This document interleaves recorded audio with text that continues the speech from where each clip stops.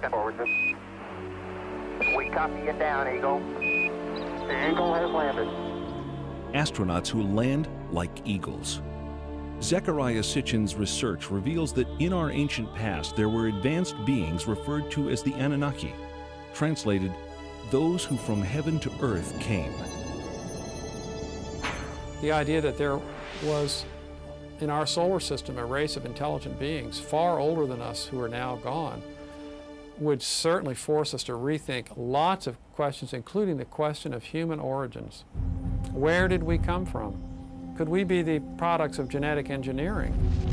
The hypothesis that modern science is only now catching up with ancient knowledge is inspiring scientists and researchers to increase efforts to rediscover that which may have been lost over time. It rekindles a situation that has lain dormant almost 5,500 years. The incident of the Tower of Babel. In the Babylonian version of the biblical story, the people of Babylon were building a tower whose head shall reach the heaven, in which a Shem, a space rocket, was to be installed under the direction of their supreme god. But the other deities were not amused by this foray of mankind into the space age.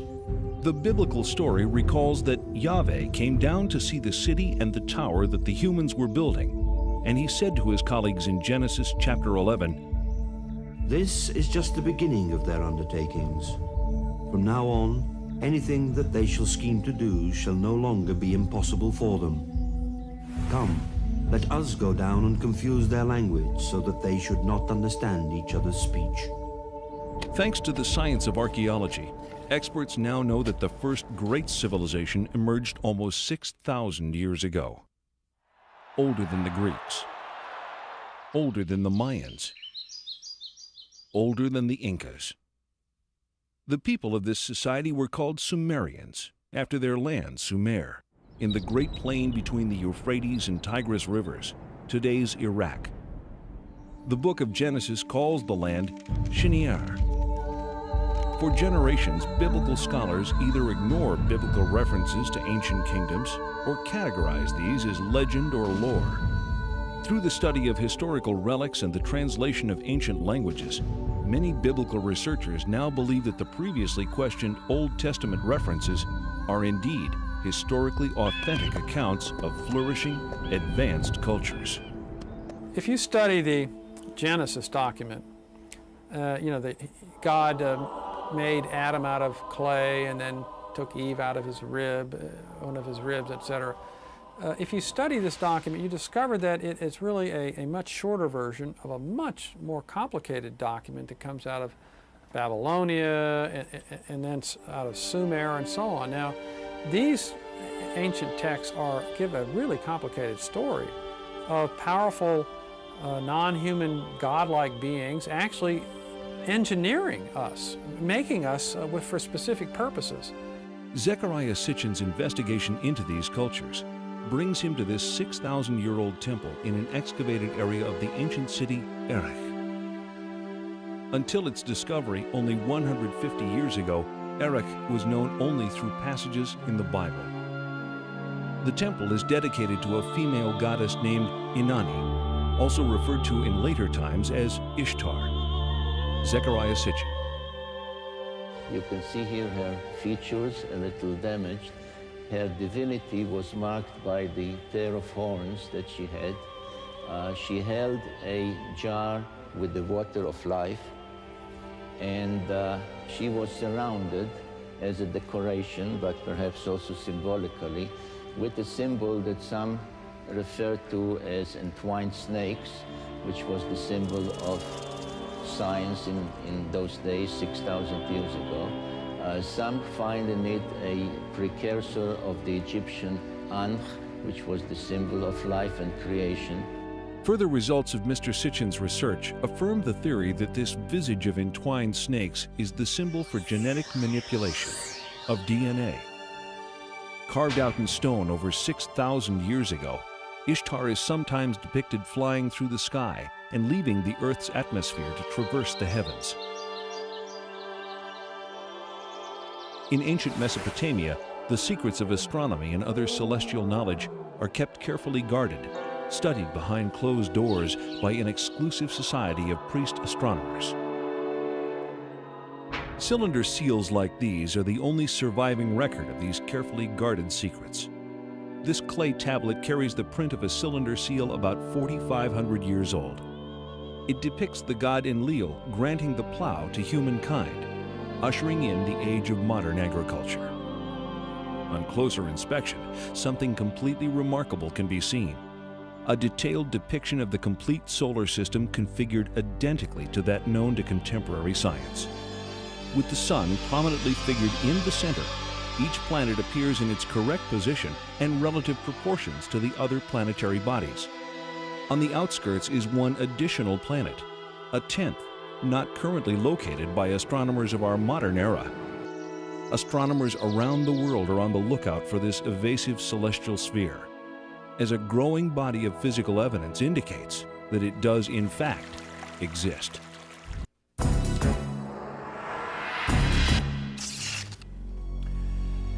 History records the discovery of the planet Pluto as February 18, 1930, by astronomer Clyde Tombaugh. Yet, Pluto is clearly shown on the imprint taken from the Sumerian cylinder seal. There is also one additional planet, the one that scientists refer to as the mysterious Planet X, the yet undiscovered most distant member of our solar system. According to modern science, prior to the invention of the telescope in the 1600s, humanity had no knowledge of outlying planets beyond Jupiter, as these bodies cannot be viewed with the naked eye. Since the day of Galileo Galilei, optical astronomers have amassed an important body of knowledge about the outer planets. These theories established by astronomers from around the globe have been uncontested these last centuries. With the technological advancements of our day, new vantage points have developed, such as the unobstructed view of NASA's Hubble telescope and the perspective gained through unmanned probes sent on reconnaissance missions to the outer reaches of our solar system. These breakthroughs in space exploration reveal many inaccuracies in earlier astronomical conclusions. On August 19, 1977, the American space probe Voyager 2 leaves Cape Canaveral on a several-year journey to the vicinity of this solar system's most distant planets. The Voyager's discoveries challenge many of astronomy's recent conclusions, while fully corroborating ancient knowledge. For the first time, we see images of Uranus. Astonishingly, it is exactly as the Sumerians report in their 6,000-year-old description. Though they have no telescopes that we know of, the Sumerians characterize Uranus as Mash Sig, translated bright greenish. They also explain the unique planetary tilt of Uranus. According to the Sumerians, our solar system was invaded by a planetary body that caused collisions and disrupted the existing order. NASA scientists concur that a collision with a body the size of Earth, traveling at 40,000 miles per hour, could have caused both the orbital skew of Uranus and the devastation apparent from the planet's surface scarring. Its neighbor Neptune was described as a blue-green planet by the Sumerians millennia ago, but science has only confirmed this fact during the past few decades. The Sumerians named and listed all of the planets in our solar system. Their documented list of these planets is tangible evidence that in at least one respect, modern man is on a path of rediscovery.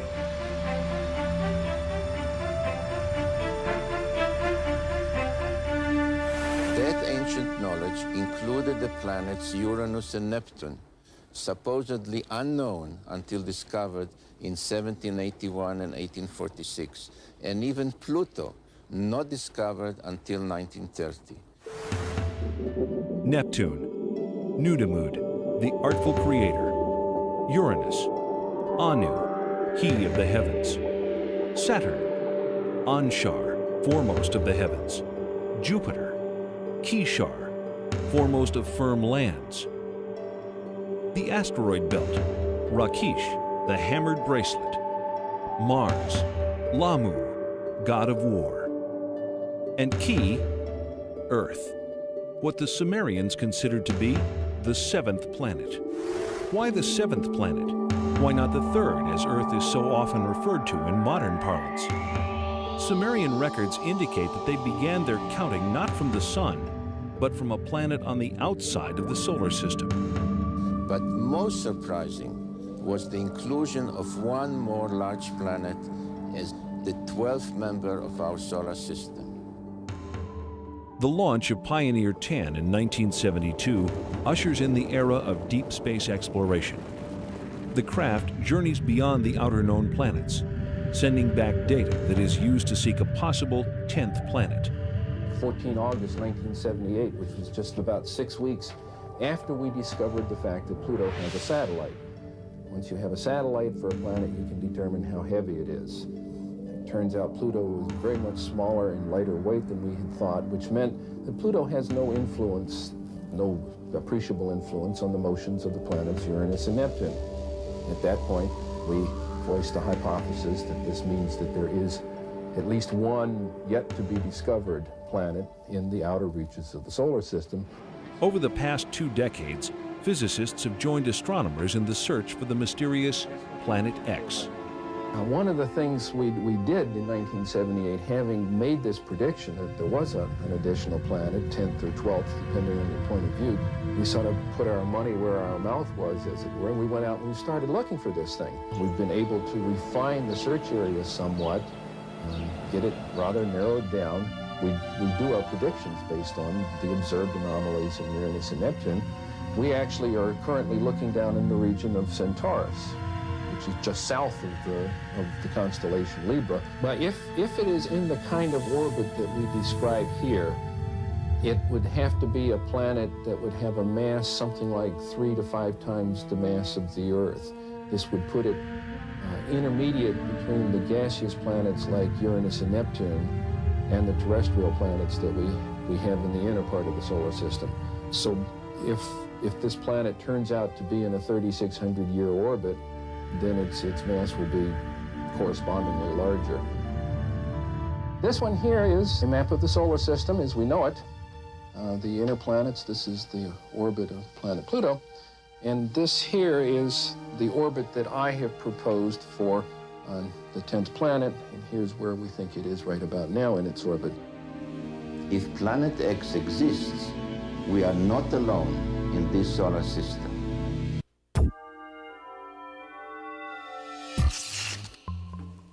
Earth, the 7th planet. The sacred number 7, 7 days in the week, 7 days of Genesis, 7 tablets of creation.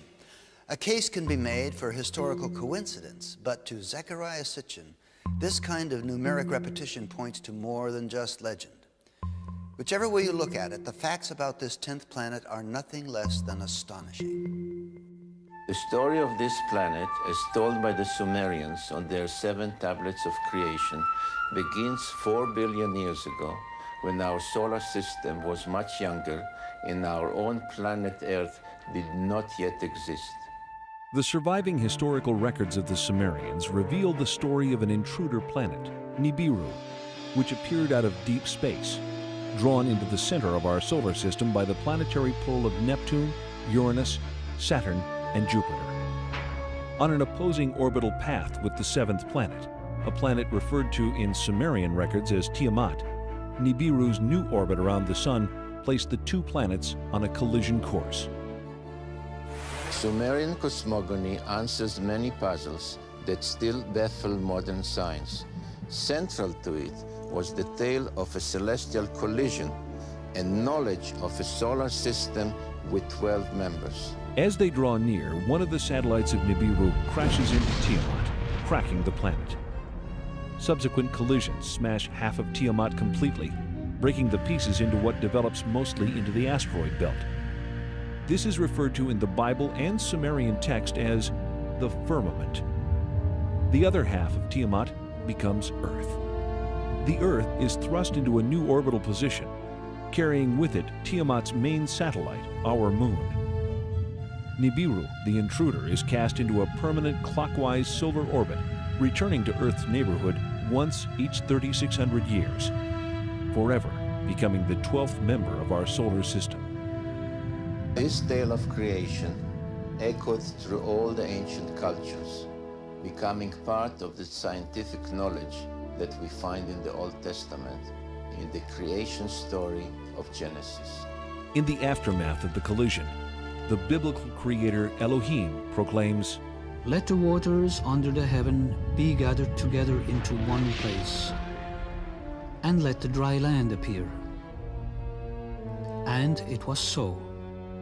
And Elohim called the dry land earth, and the gathering together of the waters he called seas. If Earth is the orbital remains of a planetary collision, scientists believe that the most obvious place to look for planetary scarring is 7 miles below the surface of the Pacific Ocean. When in the heights heavens had not been named, and below earth had not been called, naught but primordial Apsu, their begetter, Mamu, and Tiamat, she who bore them all, their waters were mingled together. 2 planets mingled together. The biblical passage of Genesis reads, In the beginning God created the heaven and the earth. And the earth was without form and void, and darkness was upon the face of the deep. And the Spirit of God moved upon the face of the waters. And God said, Let there be light. And there was light.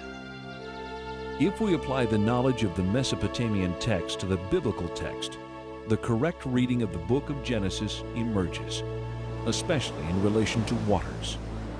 And Elohim said, Let there be a firmament in the midst of the waters, and let it divide the waters from the waters. And Elohim made the firmament, dividing the waters which are under the firmament from the waters which are above the firmament. And Elohim called the firmament heaven. Upper waters? Lower waters? What does the Bible mean by this? The Sumerians describe Uranus and Neptune as watery planets. What are the conclusions of modern science? In 1979, 1980, and 1981, Pioneer and Voyager visit Jupiter and Saturn with their many moons. During these missions, water is discovered virtually everywhere, as ice on the surface and as water below the surface.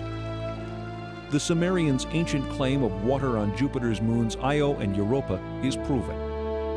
The Sumerian records indicate water on Enceladus and Tethys, 2 of the moons of Saturn, and in that planet's spectacular rings. The findings of NASA confirm these ancient Sumerian assertions, giving further credence and clarity to the biblical quote, waters above the firmament. Halley's Comet travels through space, itself a spectacular confirmation of the biblical claim, waters above the firmament. Nearly 4 billion years old, with a core half the size of Manhattan Island, this mystic traveler throws off water at the rate of 30 to 70 tons a second, with enough mass to continue its purge for thousands of years. Was ancient man aware of this spectral vision? The unusual celestial object, reported in Babylonian texts to have been seen in the year 164 BC, is believed to have been Halley's Comet. Significantly, it was considered the scepter star of Israel. In the Bible, the book of Numbers records, I see it, though not now. I behold it, though it is not near. A star of Jacob did course. The scepter of Israel did arise. Halley's Comet and its lights are truly the messengers of Genesis. when the 19th century astronomer Schiaparelli announced that he had seen canals on Mars, he was ridiculed. So too was the respected American astronomer Lowell in 1916. When NASA's unmanned spacecraft visits Mars in the 70s and again in the 90s, ample evidence of water in that planet's past is revealed. Images from expeditions to Venus and Mars exhibit visual evidence of dry sea, lake, and riverbeds characteristic of the biblical reference, waters above the firmament. Even Mercury, so close to the Sun, seems to have had a watery past, yet maintaining ice at its polar caps. The NASA report reads, quote, We are forced to no other conclusion but that we are seeing the effects of water on Mars, unquote. And, quote, Mars once had enough water to form a layer several meters deep over the whole surface of the planet, unquote. What we previously believed to be a dry and barren planet unexpectedly emerges as a planet where water once existed in abundance. Mars joins Venus, Mercury, the Earth, and most recently the Earth's moon in corroborating the Sumerian concept of water below the firmament. With the discovery of water on the moon and distant planets, the possibility of colonization suddenly becomes much more viable. Oxygen can be extracted from the water to be used in domed habitats on planets with minimal atmosphere. And water is one of the principal ingredients of rocket fuel. This find increases the possibility of unlimited treks across the stars. We've had reports to the effect that the Viking equipment will never determine positively whether or not there's life on Mars. Can you set us straight on this? Well, my own view is it's much too soon to decide whether we will have a definitive answer. It may be that there is an exotic biology on Mars. It may be that there's an exotic chemistry which looks a little bit like biology. There's a number of experiments to be done. They might decide the issue, they might not. But either way, Viking has been a biological success because the chemical explanation means that there is a kind of chemistry on the Martian surface which simulates some of the steps of chemistry in biology. We would learn something important about the origin of life. In October 1988, the Soviet Union sends two unmanned spacecraft, Phobos 1 and 2, named for one of the Martian moons, to study the red planet. Phobos 1 is lost while on its way to Mars. But Phobos 2 arrives to orbit Mars and immediately sends images back to Earth. On March 1, 1989, pictures of this unusual grid are received. The grid, here in the upper right, is shot both in the optical range and in the infrared range. Later, they are merged into this composite overlay. On March 26th, Phobos 2 sends these images to Earth, taken just south of the equator. An unexplained elliptical shape appears. This shadow actually appeared all of a sudden. Why am I calling it a shadow? Because you can see things through it. This elliptical shadow, then, is it in Mars' atmosphere or on the planet's surface? One thing is for sure, this something is not positioned horizontally. Well, to me it looks like a rocket taking off from the surface of Mars and leaving a trail behind. Well, if you'd want to fantasize, it could be interpreted that way too. Now we think we ought to look at the real circumstances that have caused that trail, even though they haven't yet been fully clarified. That's more likely to be the shadow of some object, since surface elements can be seen through it.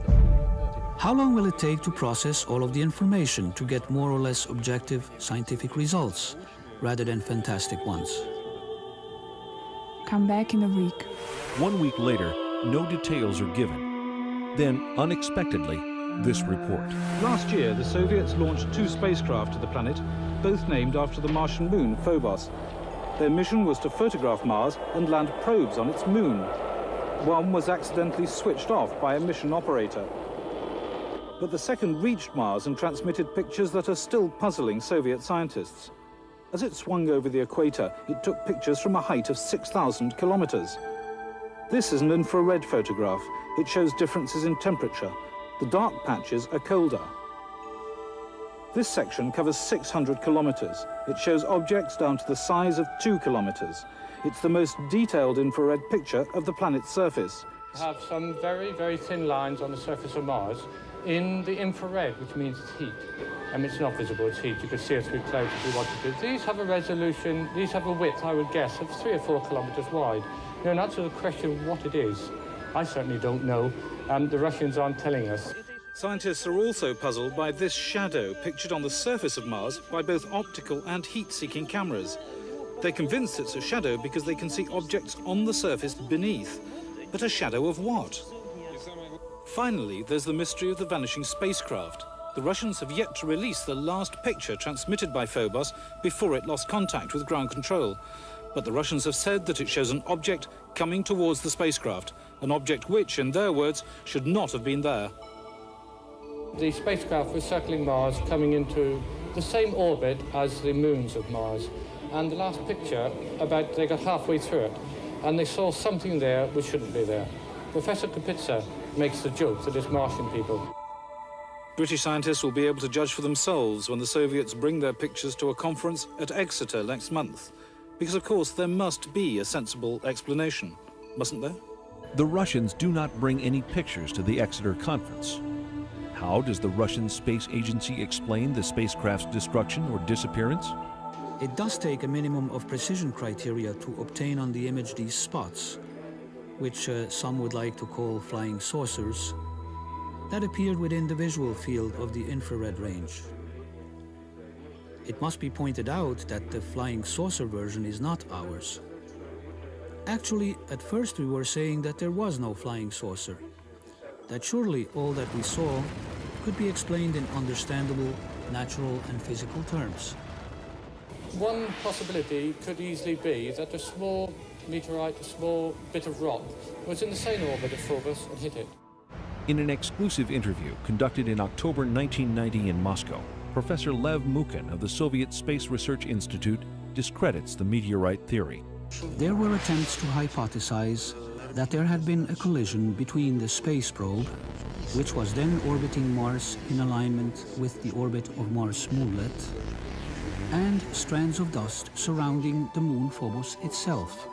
But some fairly accurate computations made by several organizations, and by our institute as well, have shown that this assumption is totally baseless. If not meteorite or debris, then what could possibly explain the mishap? A long silence follows. Then in December 1991, Marina Popovich, former cosmonaut trainee and retired Air Force colonel, holds a surprise press conference at the Russian consulate in San Francisco. She unearths the mysterious last photograph taken by Phobos. There is a strange shape in the foreground. Colonel Popovich refers to this as an unidentified flying object, a UFO. The object is juxtaposed against what appears to be the planet's tiny moonlet, Phobos, for which the craft is named. But how is the mysterious shadow explained? The Russians say it is a shadow of some object on or just above the Martian surface. Upon further examination in April 1992, when all of the related photographs are compared side by side, scientists reach the conclusion that the shadow is actually moving. If Mars was indeed the site of a space base in antiquity, could the failure of these Soviet space missions be attributed to some sort of alien intervention? Could the ancient space base have been reactivated? So the mystery remains, what caused the spacecraft to destabilize? Was it a malfunction, or was there an outside cause, perhaps an impact? The question that arises is indeed a simple one. Was the spacecraft Phobos 2 hit by something that put it out of commission? The circumstances in which Phobos 2 was lost suggest that someone might be back on Mars, someone ready to knock out what to them is an alien spacecraft.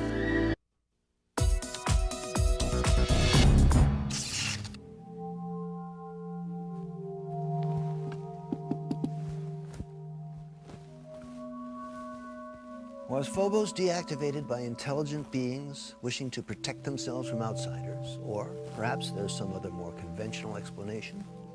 We may never know. But indulging the possibilities of otherworldly visitors in the present will help us acclimate to their differences if and when they finally do come calling. The question remains, how would we as a culture respond to incontrovertible evidence of a species of beings that not only preceded our own but actually engineered mankind? Of all the elusive mysteries, the greatest is the riddle of life itself. How did it begin? From what corner of the universe did the first emanations of existence arise? Was the seed of life carried to Earth from the planet Nibiru? There has been a blending of interest in biologists on one hand and planetary astronomers on the other in the question of the origin of life.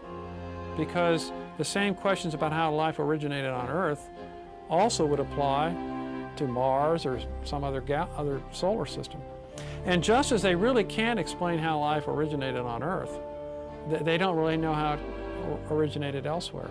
Contemporary scientific thinking cautiously asserts that life arrives on Earth when certain chemical substances crash into the surface aboard a stray comet early in our planet's history. What we are trying to find out in the meteorites is to see whether there are any of these molecules related to life. There are certain molecules, like the amino acids, which may be described as the building blocks of life.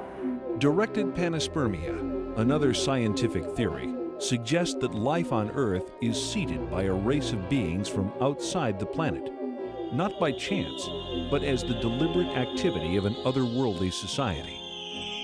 The Bible suggests that the creation of humankind comes at the end of a long list.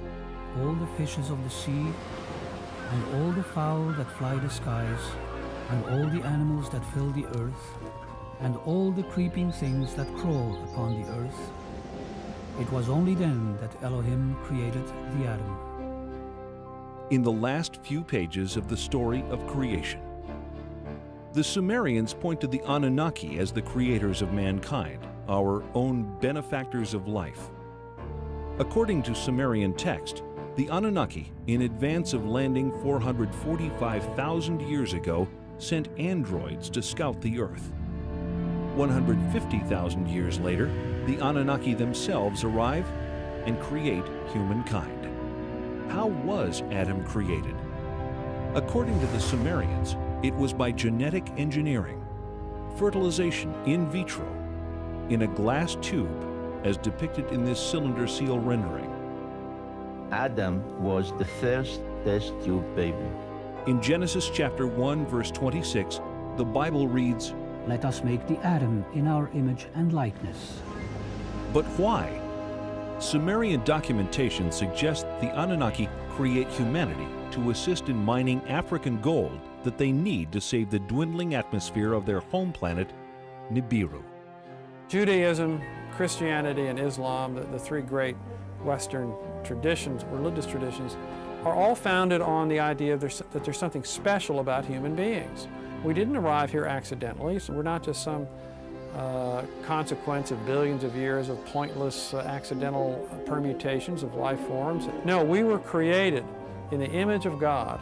The creation really is about the process of our salvation.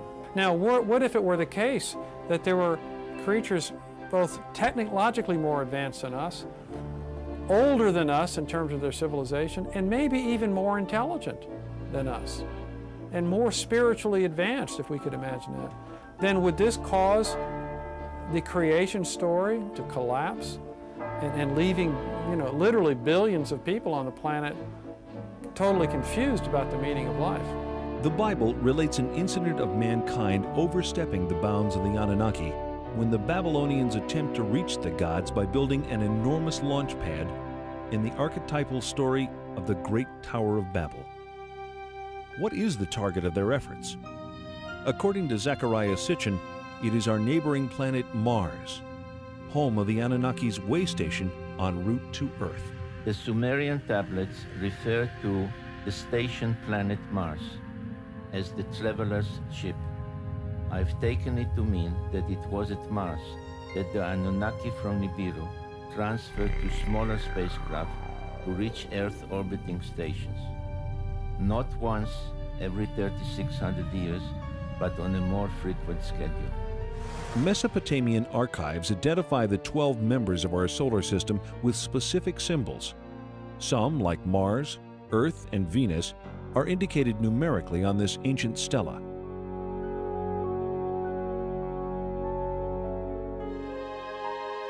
We see the sun with its many rays. We see another 4 depicted standing on their cult animals, but really it's a symbolism connected with the zodiac. We see the moon, and we see the earth symbolized by the 7 dots, which indicated the position of the earth from the outer limits of the solar system, counting or coming in inwards by somebody flying into from outer space. The 7 dots of Earth with its crescent moon and the 6-pointed star of Mars are revealing clues in this 4,500-year-old Sumerian depiction. 2 figures stand on either side of a craft.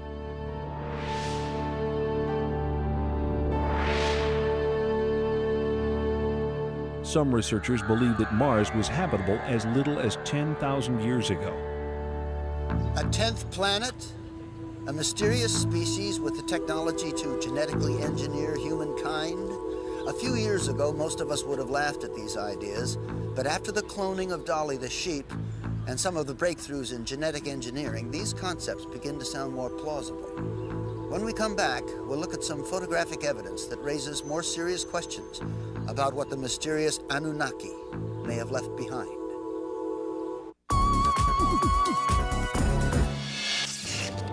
When the United States launches the Mariner and Viking spacecraft to explore Mars in the 60s and 70s, enigmatic structures resembling those on Earth are photographed. This is a feature on Mars that NASA nicknames the Inca City. Here we see it compared with Sacsayhuaman, Peru. These are lines on the Mars surface. These are the Nazca lines in Peru. I feel that what has been discovered so far is very suggestive of intelligent layout, but it would be irresponsible of me to say I have proof. What I have is evidence which makes it appear as though it's been designed by some kind of intelligent thinking process, which is probably even more advanced than our current in some ways. I was especially intrigued by independent researchers' suggestions in their reports that the orientation of the face and adjoining pyramid indicated they were built in alignment with sunrise at solstice time on Mars about 450,000 years ago. Could it be that a civilization capable of space travel almost 500,000 years ago visited this part of the solar system, leaving behind monuments on Earth and Mars?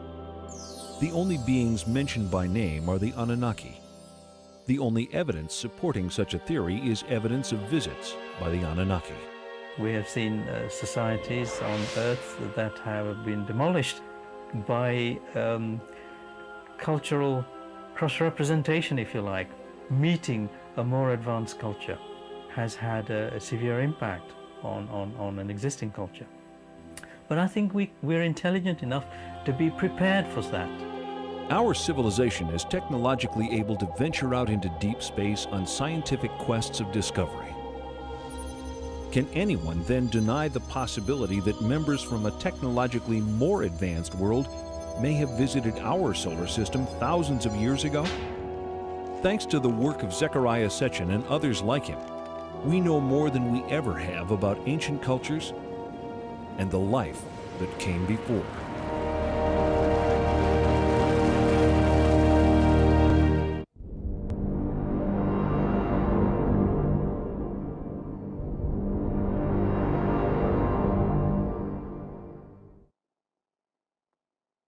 Came down to see the city and the tower that the humans were building, and he said to his colleagues in Genesis chapter 11, "This is just the beginning of their undertakings.